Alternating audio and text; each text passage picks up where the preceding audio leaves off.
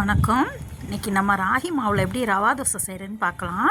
அதுக்கு 1 கப்பு ராகி மாவு, அரை கப்பு ரவை, அரை கப்பு அரிசி மாவு எடுத்து தேவையான அளவு உப்பு போட்டு நல்லா தண்ணி ஊற்றி நல்லா மாவை எல்லாம் ஒன்றோட ஒன்று மிக்ஸ் ஆகிற அளவுக்கு நல்லா கரைச்சி வச்சிடணும்.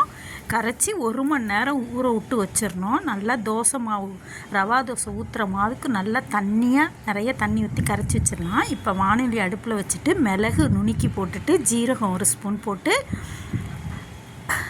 பச்சை மிளகா, கருவேப்பிலை, மல்லித்தலை, ரெண்டு பெரிய வெங்காயம் அரிஞ்சு வச்சுருக்கேன் பொடுசாக, அதுவும் எண்ணெயில் போட்டு நல்லா வதக்கி இந்த மாவில் நம்ம போட்டுக்கலாம். மாவில் போட்டுட்டு நல்லா மாவை கலக்கி விட்டு நல்லா தோசை கல் நல்லா காஞ்சிருக்கணும். காஞ்சாதான் தோசை நல்லா பியாமல் வரும். நான் ஊற்றிருக்காப்புல இதே மெஷர்மெண்ட்டில் நீங்கள் ஊற்றி பாருங்கள். ஊற்றிட்டு தோசை ஊற்றிட்டு எண்ணெய் ஊற்றி ஒரு 2 மினிட்ஸ்லையே அப்படியே தோசை தானாக அப்படியே ஏடாக தோசை கல்லேருந்து எடுக்கும். அந்த தான் நல்லா சரியான பதம். இந்த மாதிரி நீங்களும் செஞ்சு சாப்பிட்டு பாருங்கள். சூப்பராக இருக்கும் இந்த தோசை. பாருங்கள் எப்படி வருதுன்னு. பிய்யவே கிடையாது, ஒரு தோசை கூட பிய்யலை. இப்படி தான் நீங்களும் செஞ்சு பாருங்கள். இதே மெஷர்மெண்ட்டு தான். 1 கப்புக்கு அரை கப்பு ரவை, அரை கப்பு அரிசி மாவு. இந்த மாதிரி நீங்களும் சட்னி சாம்பார் வச்சு சாப்பிட்டு பாருங்கள்.